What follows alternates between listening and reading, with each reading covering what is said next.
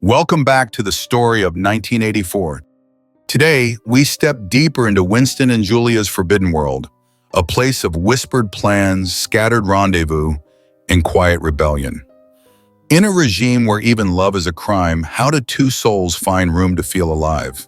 As you listen, ask yourself, when everything is controlled, is tenderness the final act of freedom? Let's find out. After their initial rendezvous in the forest clearing, Winston and Julia part ways, each returning cautiously to their separate lives under the oppressive shadow of the party. Julia, ever alert and pragmatic, resumes her public role with practiced precision. She ties her scarlet sash with calculated symbolism, outlining their next steps with a confidence that Winston lacks. Her familiarity with the countryside, gleaned from numerous state-organized hikes, proves invaluable. She selects a different return route for each of them, repeating a rule she delivers with near-religious certainty: never return the way you came. Their next clandestine meeting is scheduled for a few days later in a bustling market area where Julia will pretend to shop. Their communication, marked by gestures and codes, highlights the constant tension of living in a society where even love is an act of rebellion. Julia's signal, blowing her nose, will either mean safety or signal Winston to pass by without acknowledgement. She disappears into the woods, leaving Winston alone again, with the realization that he still doesn't know her surname or address. Yet it scarcely matters. In their world, no traditional relationship can exist. The odds of meeting indoors, writing letters, or living freely are non-existent. In the weeks that follow, their contact becomes both frequent and fragmented. They meet once more for physical intimacy in the bell tower of a ruined church in a desolate area, an eerie echo of sacredness turned into sanctuary. But this moment of closeness is an exception.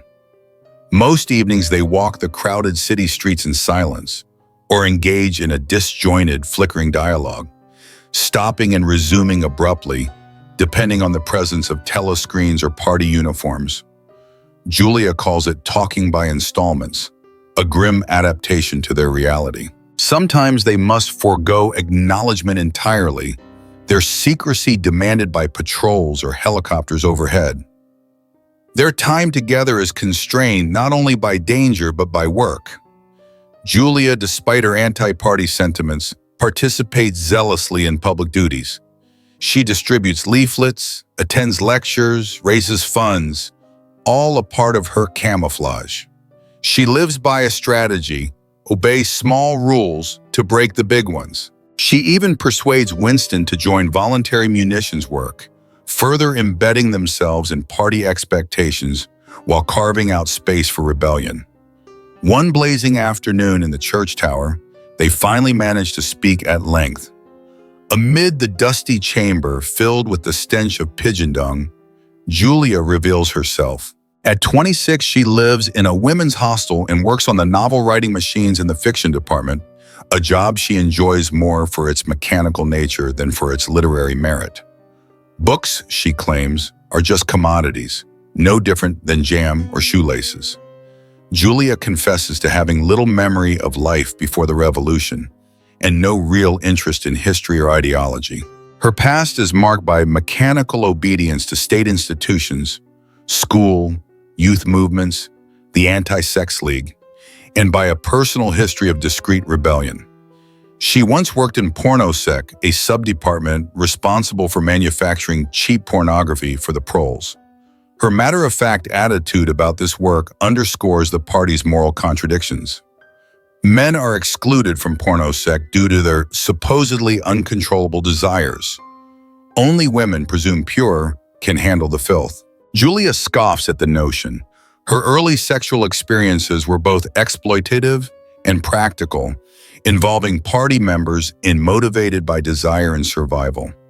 Julia's hatred for the party is raw and unfiltered, but it's not intellectual. She believes resistance should be individual and subversive rather than organized or idealistic. She doesn't believe in the brotherhood or revolution, only in the satisfaction of living, even if just barely, on her own terms. Winston is at once startled and intrigued by Julia's perspective. She sees the party's sexual puritanism not just as repression, but as political strategy. The energy that could fuel rebellion is redirected into frenzied patriotism.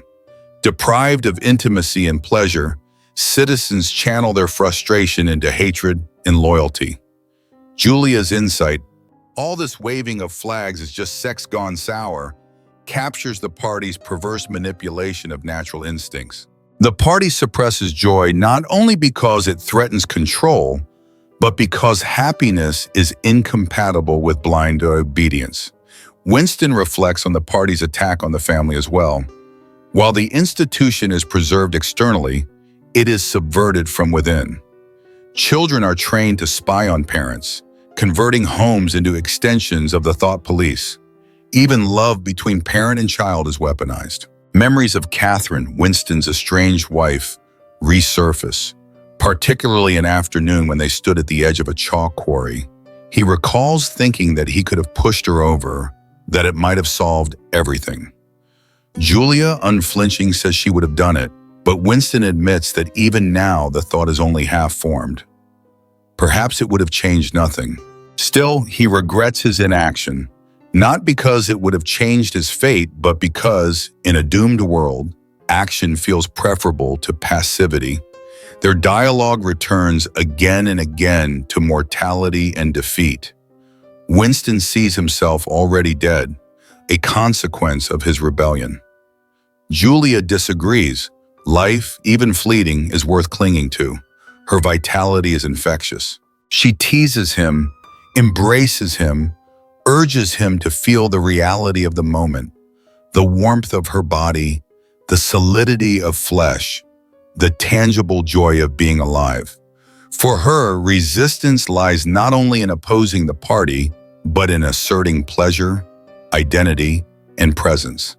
As they sit together, Julia begins sketching a map in the dust for their next meeting. Always planning, always adapting, she embodies the practicality that balances Winston's melancholy fatalism. They may never overthrow the party, may never have a future, but for now they share stolen minutes of freedom, fragments of love in a world designed to crush it.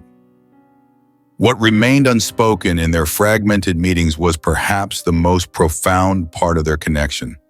Not merely lust or shared rebellion, but a longing, aching, human, for authenticity in a world built on lies. Each moment together was not only an act of passion, but also a declaration that they still remembered what it meant to feel, to trust, to choose.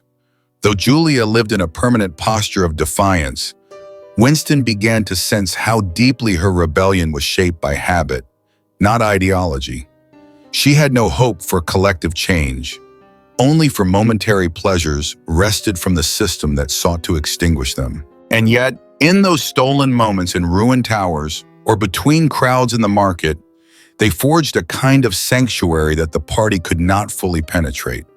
There was beauty in that resistance, not a loud, violent upheaval, but a quiet persistence, the brushing of fingers in the dark, the half-smile beneath a telescreen, the shared silence that spoke more than slogans ever could. Winston found himself changed, not only by desire, but by the strange vitality of being seen by another, fully and without judgment. Julia never asked him to be heroic. She simply asked him to be alive. And still, the shadow of their inevitable capture loomed like a second skin. Every plan they made, every laugh they shared, was threaded with foreboding.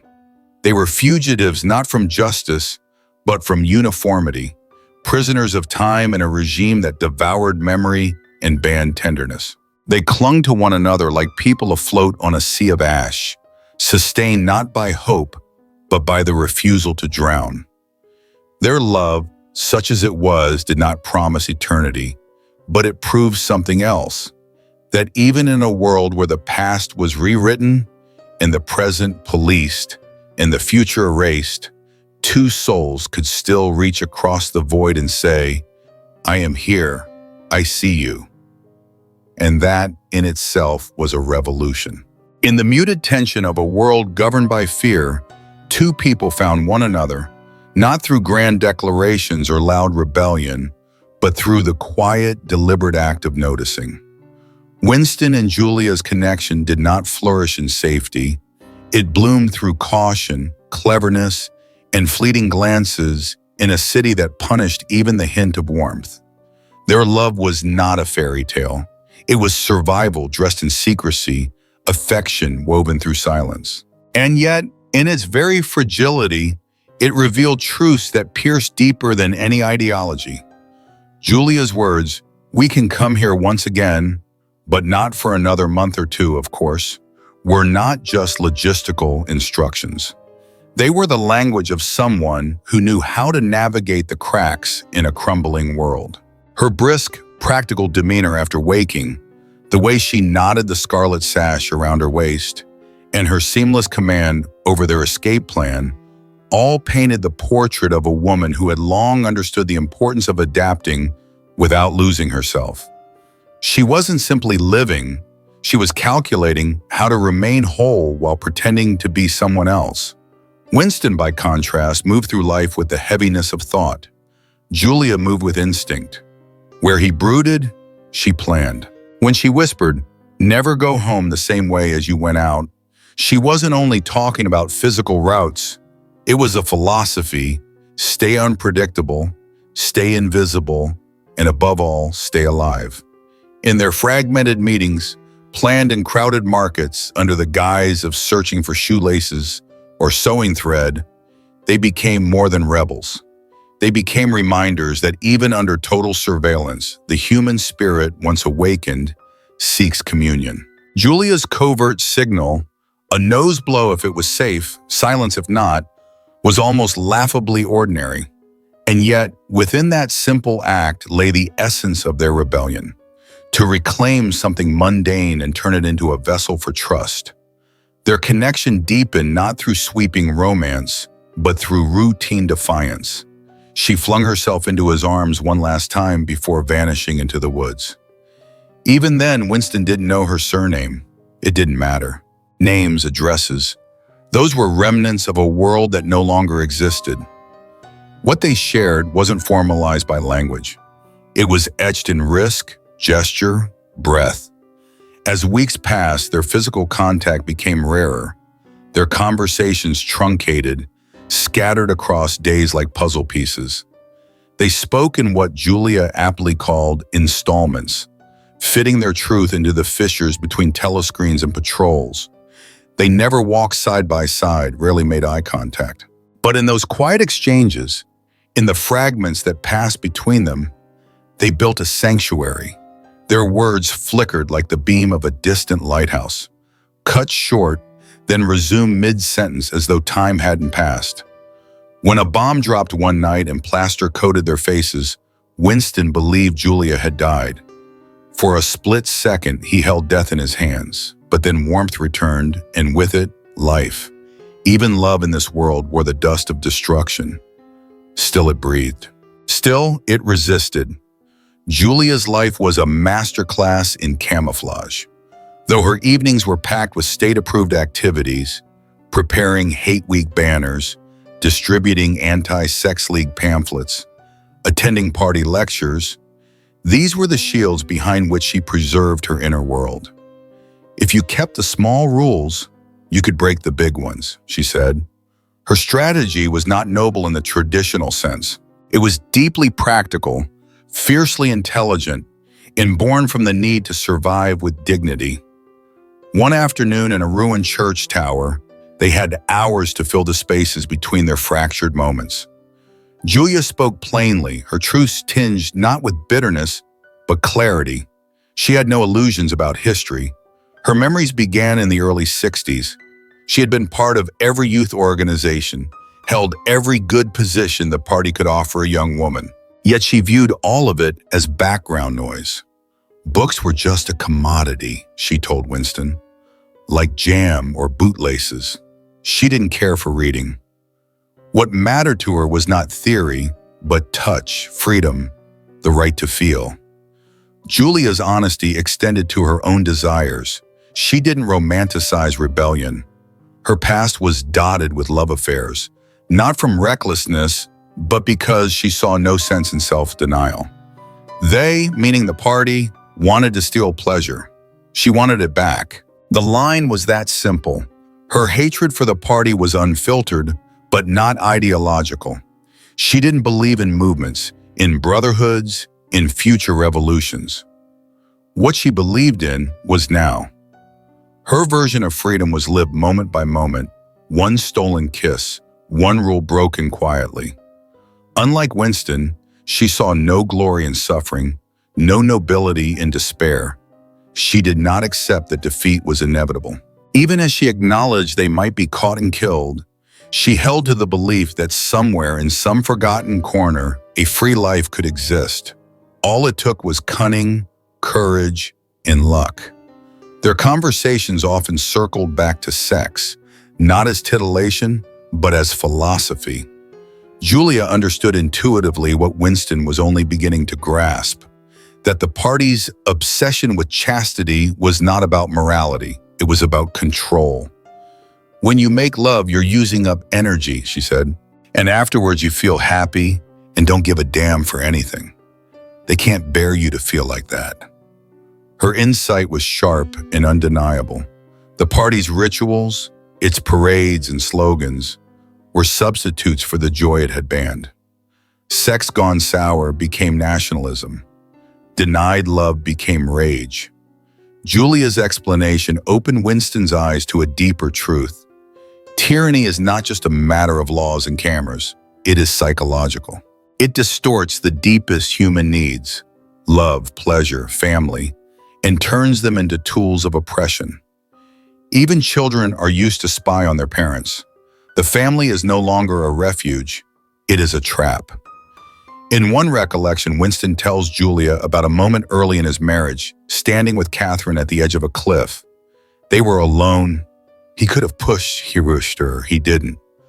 "I'm sorry I didn't," he says, "only because I prefer a positive to a negative. In this game that we're playing, we can't win. Some kinds of failure are better than other kinds. That's all." Julia shakes her head. She doesn't share that fatalism. To her, the idea that resistance is meaningless is not acceptable. Her world may be bleak, but she still chooses defiance, not because she believes it will win, but because it keeps her human. "We are the dead," Winston says quietly. "We're not dead yet," Julia replies. The contrast is stark. Winston speaks like a man already mourning himself. Julia, even knowing what awaits them, insists on the present. "Don't you enjoy being alive?" she challenges. "Don't you like feeling, this is me, this is my hand, this is my leg, I'm real, I'm solid, I'm alive?" That moment, raw and unfiltered, cuts through every layer of control the party has built. Her body pressed against his is not just physical, it is philosophical. It is proof that they are still real. As their meeting draws to a close, she begins sketching a map in the dust, planning their next secret rendezvous. Her hands, so practical, so steady, work without hesitation. For Julia, hope is not abstract. It is something you can draw, arrange, reach for. It is a road through trees, a route back to the person you choose to meet. And that, perhaps, is the greatest message of this chapter.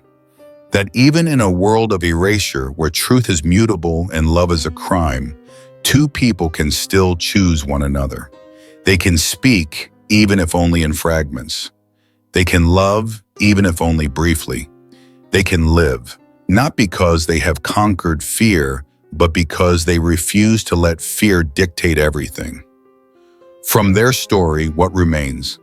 A series of quiet truths. That rebellion doesn't always shout. Sometimes it whispers.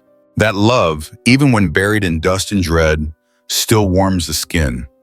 That human presence, shared even in silence, is its own form of resistance. And that when all systems fail, the body remembers joy. And as Julia presses herself against Winston and whispers plans into the floor, we are reminded the future may not belong to them, but the moment does. And in that moment, they are alive. In the muted tension of a world governed by fear, two people found each other, not through grand declarations or bold rebellion, but through the quiet, deliberate act of noticing. Winston and Julia's relationship did not blossom in safety. It unfolded within the narrow margins of danger and secrecy, stitched together from moments stolen from the regime. Their love was not romantic in the traditional sense. It was cautious, planned, and saturated with risk. And yet, in that very fragility, it revealed something powerful: the endurance of the human heart. Julia's first words, "We can come here once again, but not for another month or two, of course," are not merely logistical. They reflect her acute awareness of danger and her mastery of navigating it. She moves through the world with an instinctive understanding of survival, never wasting time on theory or hope. Her red sash is not just a garment, it's a symbol of her double life. In one breath, she is organizing propaganda for the party. In another, she is planning secret rendezvous in the woods. "Never go home the same way as you went out," she says, a rule meant for safety, but also a deeper truth about life under tyranny. Predictability kills. Winston, more introspective and burdened with memory, relies on Julia's sharp pragmatism. Their meetings are brief and coded, taking place in markets and alleyways. Communication becomes an art of signals, glances, and interrupted sentences. Julia calls it talking by installments, a phrase that perfectly captures how oppression fractures even the simplest conversations. They do not walk side by side. They do not look into each other's eyes. Yet they speak, and when they speak, it matters. One of the most intimate moments comes not through words, but through crisis. A bomb drops. The world shakes. Winston finds himself lying on his side, covered in dust, certain that Julia is dead. But then he realizes he is kissing a warm, living face. Even here, beneath layers of plaster, life asserts itself. This is what love looks like under totalitarianism: fleeting, fragile, but undeniably real. Julia, ever the realist, camouflages herself in party duties, attending meetings, making banners, distributing leaflets. "If you kept the small rules, you could break the big ones," she says. Her approach is simple but radical. Blend in to buy time, obey on the outside to rebel within. And she doesn't merely ask Winston to understand this. She leads by example, even convincing him to join her in the party's voluntary munitions work. Her life is a series of calculated risks, all taken so that she can continue to live a life of her choosing, however limited it may be. When they meet in the bell tower of a ruined church, their conversations deepen. Julia reveals her past, a childhood filled with indoctrination, a job in pornosec where she helped produce cheap pornography for the proles, and a string of sexual relationships born out of both desire and rebellion. She is unashamed, she is clear-eyed. "They wanted to stop you from having a good time," she says, "so you broke the rules." Her hatred of the party is not ideological, it is personal, and in that it is honest. Julia doesn't believe in the brotherhood. She doesn't think the party can be overthrown, but she knows it can be avoided, tricked, outmaneuvered. Her rebellion is not in grand speeches, but in choosing joy where she can. She understands, more than Winston does, the real reason behind the party's obsession with sexual repression. "When you make love, you're using up energy," she says, "and afterwards you feel happy and don't give a damn for anything." They can't bear you to feel like that. In her simple, candid way, she captures a chilling truth. Joy is dangerous to totalitarianism. Pleasure is unpredictable. Happiness is ungovernable. Winston begins to see this too. The party doesn't only control through punishment, it controls through absence. It suppresses love, intimacy, memory, and imagination. Even the family is turned against itself, with children trained to spy on parents. It is not enough for the regime to control your actions. It must also own your instincts. One afternoon, Winston recalls a moment with Catherine, his estranged wife. They were alone on a cliff, He could have pushed her, ended the miserable, mechanical ritual that their marriage had become. He didn't. Julia listens and without judgment says what Winston cannot. Why didn't you give her a good shove? It's dark, yes, but it's also honest. Julia isn't advocating murder. She's lamenting wasted agency. In a world where so little can be chosen, why not choose? Winston's regret is not about violence, it's about inaction. Actually, it would have made no difference, he says. Then why are you sorry you didn't do it? Julia asks. He responds, only because I prefer a positive to a negative. In this game that we're playing, we can't win. Some kinds of failure are better than other kinds, that's all. Julia disagrees. She does not accept defeat as inevitable. Even knowing that the thought police will come, she believes in the value of resistance, not to win, but to remain herself. Later, when Winston solemnly says, "We are the dead," Julia responds, "We're not dead yet." That exchange, so brief, says everything about their differences. He has resigned himself to doom. She lives not out of delusion, but because she insists on presence. Don't you like feeling, this is me, this is my hand, I'm real, I'm solid, I'm alive, she asks. And in that question lies the heart of their rebellion, the insistence on being fully alive in a world that wants you numb. As their meeting ends, Julia begins to draw a new map in the dust with a twig. It is a tender moment, deliberate, practical, full of care. She doesn't speak of forever. She speaks of next time, of which path to take, of how to avoid being followed. She offers not dreams, but directions. And that, perhaps, is the quiet miracle of their story. In a society built to erase spontaneity, they keep creating it. In a world that punishes intimacy, they reach for one another again and again. Their love is not idealized. It is dusty, tired, hurried, but it is real. And in its reality, it holds power. From this, we draw profound lessons. That love is not a luxury, it is a human need. That rebellion does not always roar. Sometimes it whispers. That in a system designed to flatten every emotion, to standardize every thought, the mere act of wanting, of desiring, of touching is radical. Julia and Winston may not survive the system, but their story reminds us that while systems can control behavior, they cannot fully extinguish the soul. Even under surveillance, even amid propaganda, people still reach out, still remember, still dream. And in that reaching, in that remembering, something dangerous and beautiful happens. They become human again.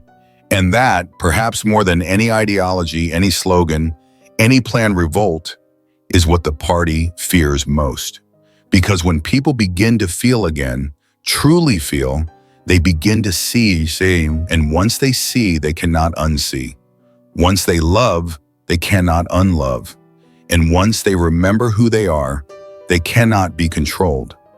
Even if they fall as people, not as puppets. That in the end is their triumph. Winston entered the small, dilapidated room above Mr. Charrington's shop, a space that now symbolized both refuge and recklessness. The enormous bed, covered with worn blankets, the ticking of an old-fashioned clock, and the dim gleam of the glass paperweight resting on a table, all these elements created a sense of eerie stillness. The absence of a telescreen, almost unthinkable for a party member, intensified the silence. A battered oil stove and two mismatched cups, left by Mr. Charrington, completed the illusion of domesticity. It was nearly 1930. Julia would arrive soon. Winston had prepared victory coffee and saccharin tablets, and now, waiting, a deep sense of folly pulsed in his chest.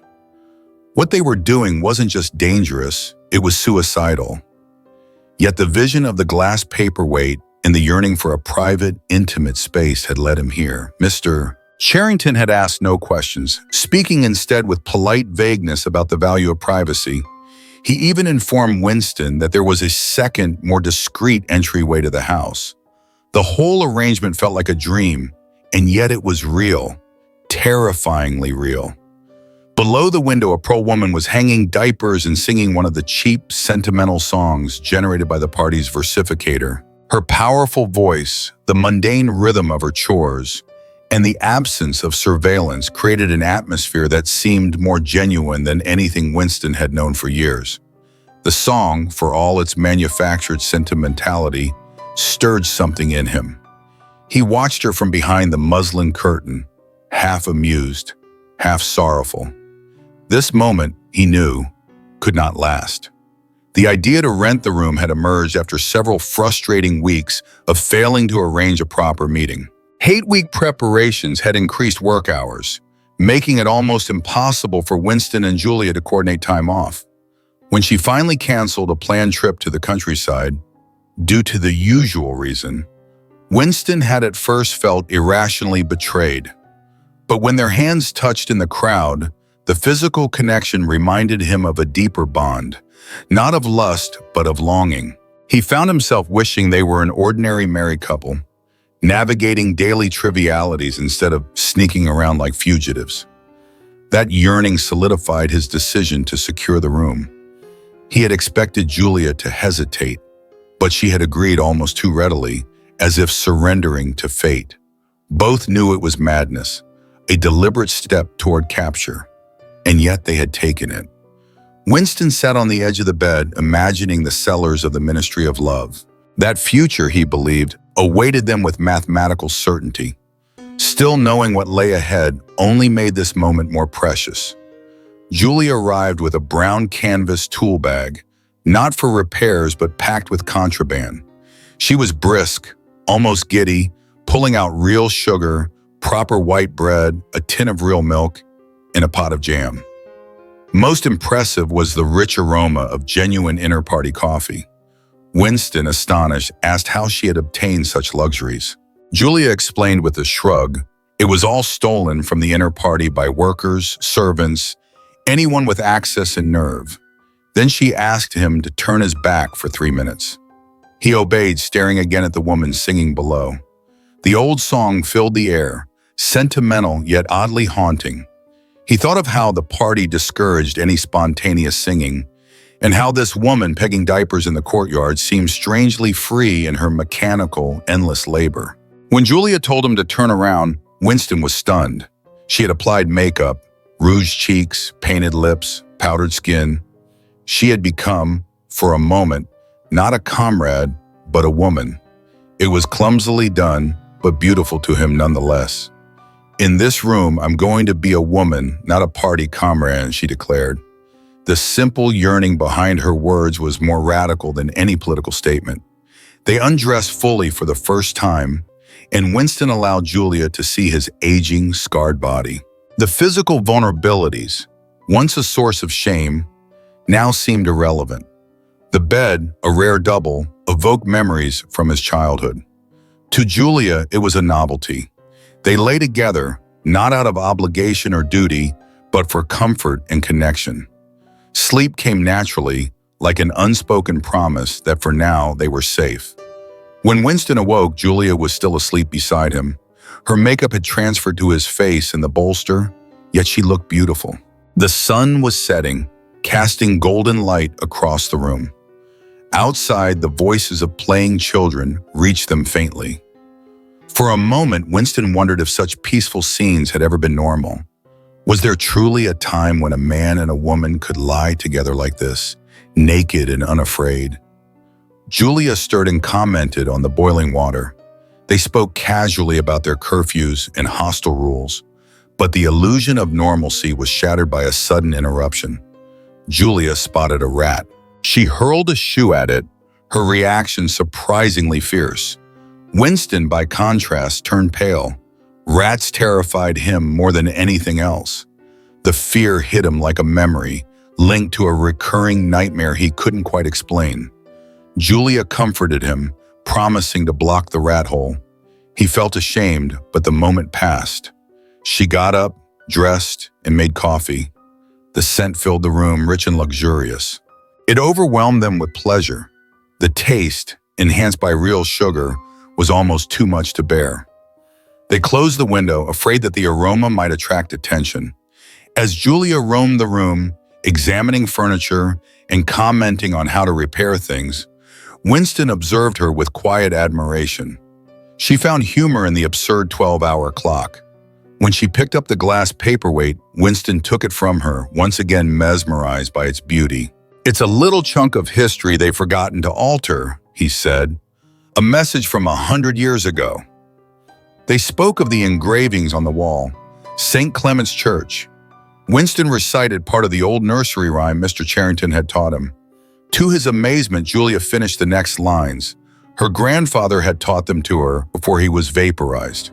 The rhyme, trivial and childlike, suddenly felt like a secret code, a whisper from the past that linked them to something older and freer. They laughed about the picture, wondering if it hid bugs. Julia threatened to clean it someday. As the hour to leave approached, she prepared to wash off her makeup. "What a bore," she sighed. "I'll get the lipstick off your face afterwards." The moment was domestic, gentle. Winston lay in bed a few minutes longer, watching the room darken. He turned toward the fading light and studied the paperweight once more. Its transparent depth, the suspended coral, the illusion of a tiny world encased in glass, all of it seemed to symbolize their fragile, stolen life. He felt as though he were inside the paperweight, inside the world it held. The room, the bed, the clock, the table, and Julia herself. That tiny world, untouched by the party, was their only eternity. In this chapter, Orwell shifts the tone from tension to tenderness, illustrating how intimacy, both emotional and physical, becomes an act of rebellion under totalitarianism.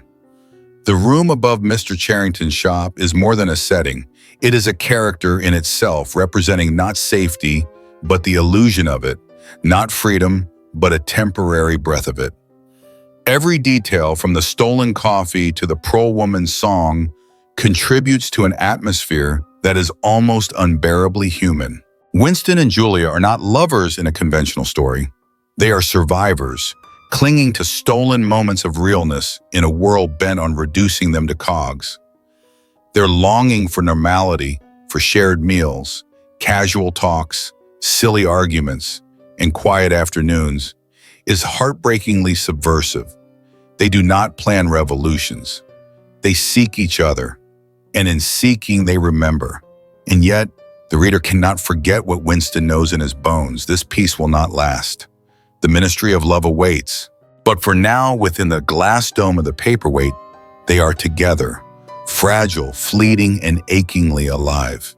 Even after Julia had begun wiping off her makeup and preparing to leave, the stillness in the room lingered like the last light of a setting sun.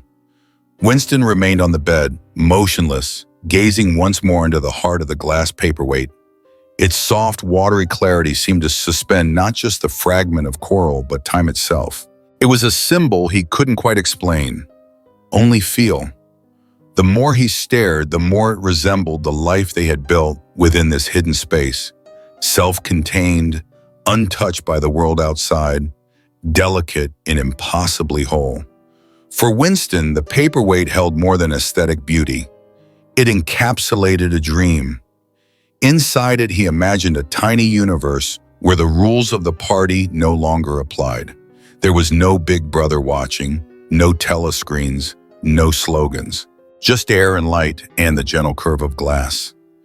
He was inside it now, in the room beside Julia.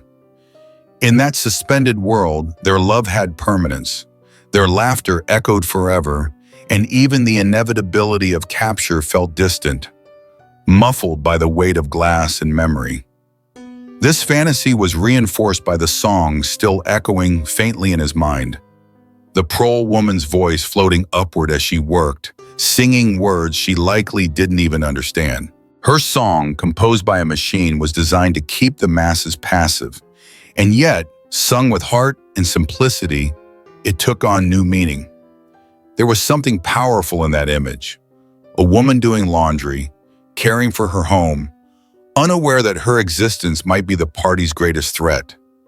Winston had come to believe that if there was hope, it lay with the proles. Watching her, strong, singing, absorbed in her simple task, he saw not ignorance but endurance, not submission but survival. In a world where party members were hollowed out by fear, she was full of life. She didn't need ideology or rebellion. She simply lived. This realization added to the bittersweet nature of their sanctuary. The room, for all its intimacy, was a lie, not in what it gave them, more coffee, comfort, but in what it promised, safety. That promise, Winston knew, could not be kept. Still, he chose it. They both did. And that choice, willful and irrational, was a quiet revolution of its own. In this room, Julia became more than a comrade. She became a woman. In this room, Winston shed his fear, his shame, and the constant tension of doublethink. They became real not because the world allowed it, but because they claimed it in defiance of the world. And so, as the light faded and the hour to part drew near, the final image was not one of terror, but of tenderness. A man and a woman sharing stolen coffee, speaking half-forgotten rhymes, laughing at old furniture and childhood memories. Beneath it all loomed the unspoken truth. This peace could not last. But even so, it had happened. What they created in that room was not just love, it was remembrance of what it meant to choose, to want, to be alive. And in a world built on forgetting, that was everything. In the stillness of the small rented room above Mr. Charrington's shop, Winston found a fragile sanctuary.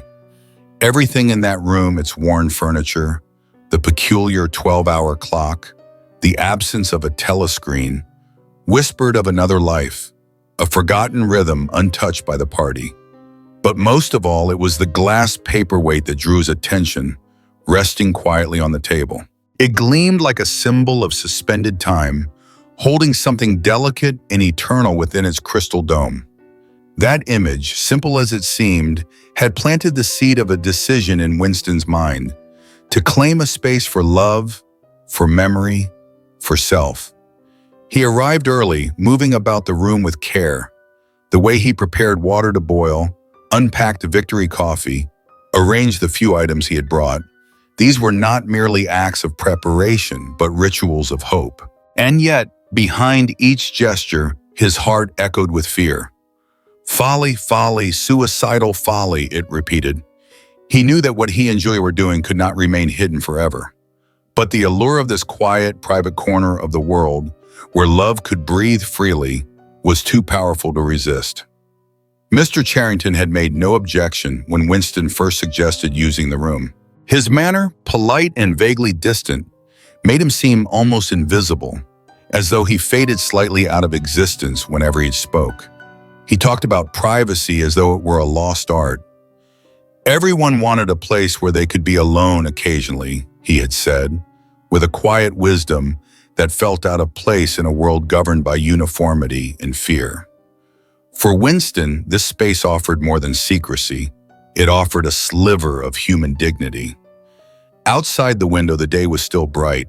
A prole woman moved steadily across a courtyard, pegging out diapers and singing with raw, honest emotion. The song was one of many mass-produced verses churned out by the party's machines, yet her voice transformed it into something real. "They have stolen my art away," she sang, her voice rising with feeling, turning garbage into poetry. Her tune floated upward on the June air, mingling with the sunlight, the clatter of shoes, and the distant shouts of children. For Winston, her song was not just background, it was a revelation. Here was someone the party could not touch, someone who could still sing. And in that, a truth began to emerge. Resistance does not always need to be loud or violent. Sometimes it is the quiet persistence of a woman hanging laundry, singing despite everything. In her, Winston saw a glimpse of endurance that went beyond ideology. It was a kind of stubborn joy, a rhythm of life that refused to be crushed. Their plans had almost been derailed. Julia had tried to cancel the meeting due to a last-minute change in her schedule. When she whispered, "It's all off," Winston felt a surge of irrational anger. Less because of the missed rendezvous, and more because she had become a necessity to him. The scent of her hair, the warmth of her skin, the shape of her smile, these things had begun to live inside him. But when their hands met in the crowd, her squeeze was not one of desire, but of affection. And something shifted in Winston's heart. He did not want only her body, he wanted her presence, her company, her reality. He wished, absurdly, that they were a married couple of 10 years, that they could walk down the street without fear, argue about groceries, share meaningless conversations, sleep without dread. In a world that banned love, this longing for the mundane became the most radical dream of all. That night, the idea of renting the room came to him with a sense of inevitability. Julia agreed instantly. They both knew it was madness. It was, as Winston would later think, as though they were intentionally stepping nearer to their graves. Yet they chose it anyway, and that choice, knowing and deliberate, was their first true rebellion. When Julia arrived, she brought not just herself, but contraband treasures, real sugar, real bread, real coffee. These items, stolen from the shelves of the privileged inner party, were proof that the elite lived by different rules. Their scent alone conjured forgotten sensations, memories of a childhood half erased, of a life where flavors had meaning. When Winston opened the tea, he murmured, "It's real tea, not blackberry leaves." The quiet reverence in his voice was not just about taste. It was about memory, about the very idea that something real could still exist in a world of synthetic substitutes. Then Julia asked him to turn away for a moment. When he looked again, what he saw shocked him. She had painted her face, clumsily perhaps, but effectively. Her lips were red, her cheeks rouged, her eyes slightly darkened. In that moment, she wasn't a party comrade, she was a woman. "In this room, I'm going to be a woman," she declared, and the words carried weight. To choose femininity, to choose identity in a world that denied it, was itself an act of defiance. The party erased gender, erased intimacy, erased the individual. Julia, by putting on lipstick, was reclaiming something personal, something beautiful. It was not about seduction. It was about saying, "This is who I am," when no one is watching. They undressed, lay down in the old mahogany bed, and for the first time, Winston allowed himself to be seen. He shed his shame, his discomfort with his aging body, and simply lay beside her. The room became warm with shared breath. Sleep came easily. When he awoke, she was curled beside him, makeup smudged, sunlight spilling across the floor, and for a fleeting second, the world felt gentle. He wondered if this had ever been ordinary. Had there truly been a time when a man and a woman could lie in bed, talk about anything, make love when they pleased, and then sleep without fear? If so, that world was now gone. But in this room, for now, they could pretend. Then came a disturbance. A rat appeared, peeking through the wainscot. Julia hurled a shoe at it, but Winston turned pale. His fear was visceral, primal. Of all horrors in the world, a rat, he cried. It was more than revulsion. It tapped into a recurring nightmare, something hidden in the darkness of his mind. Julia comforted him, wrapping her limbs around him like a shield. "Don't worry, dear," she said. "Next time we come here, I'll bring some plaster and bung it up properly." Her calmness steadied him, and slowly the moment passed. As she moved about the room, Julia brought over the paperweight. "What is it, do you think?" she asked. Winston replied, "It's a little chunk of history that they've forgotten to alter, a message from 100 years ago." The words held reverence. In a society where history was rewritten daily, the paperweight became a miracle. Unchanged, untouched. It held something precious. The past. They looked together at the picture of St. Clement's Church. Winston recited the rhyme, "Oranges and lemons, say the bells of St. Clement's," and to his surprise, Julia finished it. Her grandfather had taught her the lines before he disappeared. Vaporized like so many others, their shared memory of a nursery rhyme became a kind of password, a hidden thread connecting them to a world before the party. In those verses, in that picture, in that glass dome of the paperweight, they found continuity. They found evidence that truth, though buried, still lived. And so, as the light dimmed and Julia spoke of removing her makeup, Winston remained still, gazing again into the paperweight. It was not just an object. It was the room, the moment, their love, captured, preserved, suspended in time.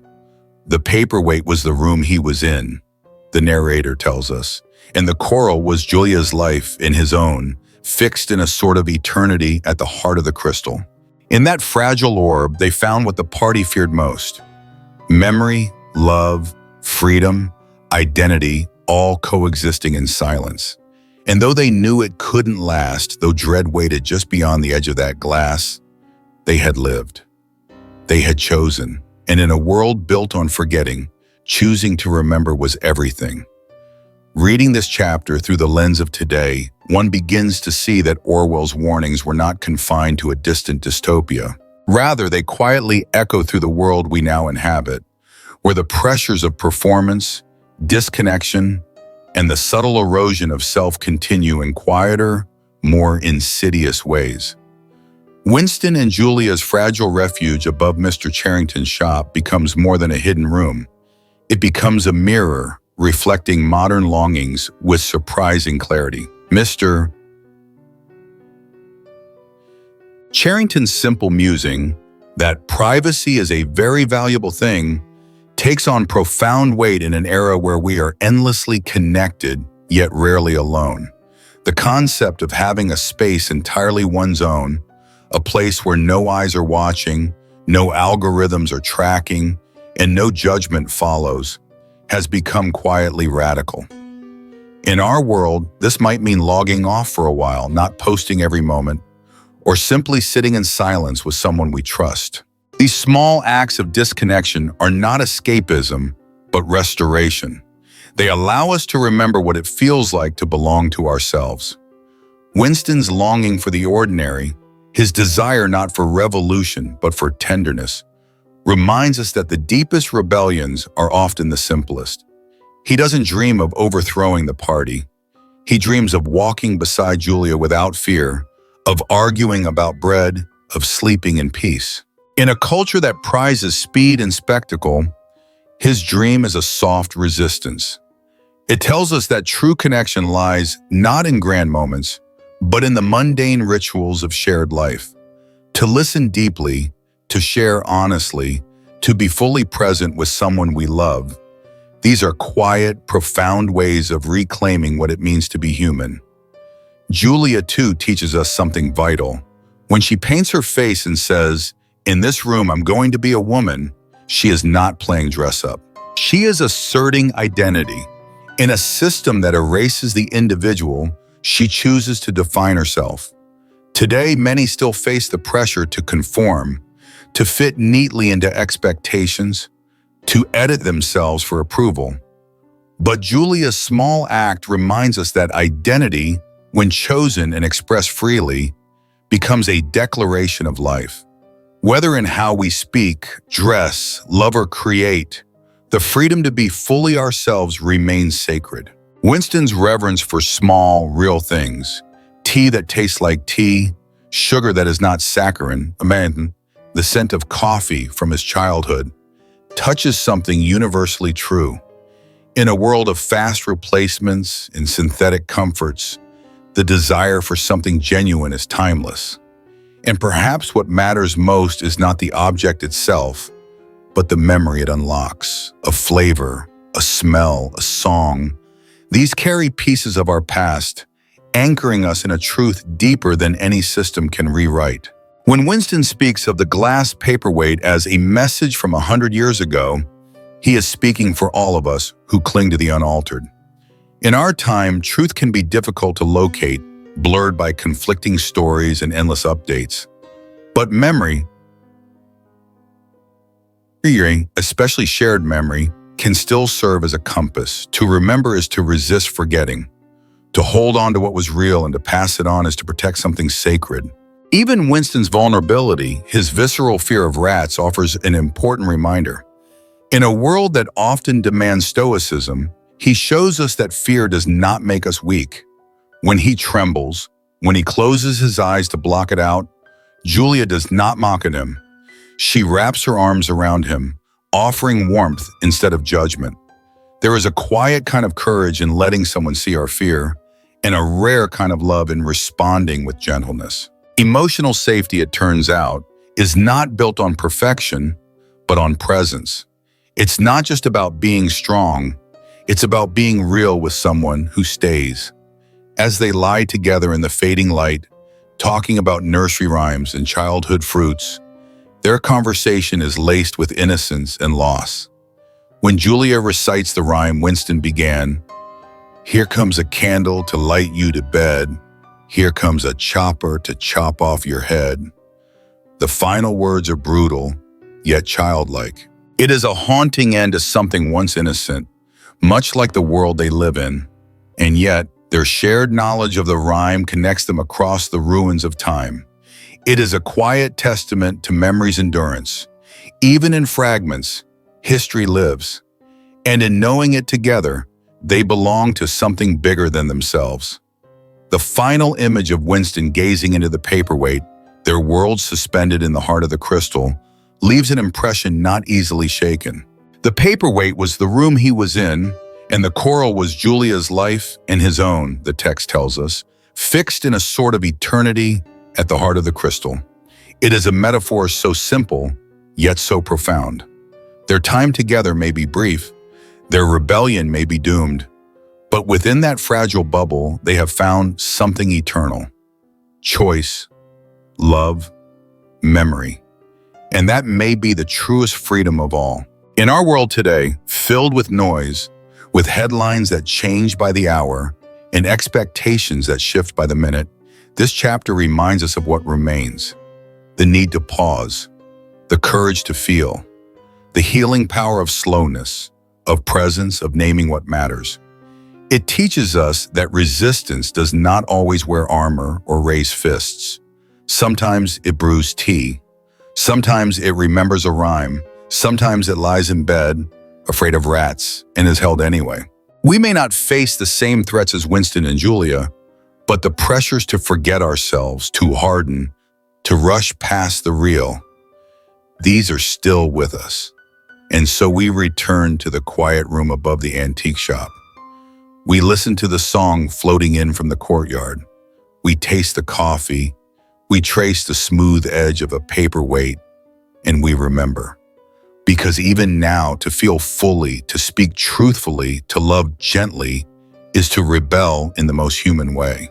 And though such moments may not last forever, they will always be worth creating. In a world where love is punishable, where privacy is a myth, Winston and Julia carved out moments of something almost sacred. Their story reminds us that even under surveillance, the heart still longs, the body still remembers, and the soul still resists. If you've felt the weight of repression in the light of forbidden joy in this chapter, follow our channel to journey deeper into 1984. In the next episode, we step inside Mr. Charrington's rented room, where illusions grow but shadows begin to creep closer. Don't miss it.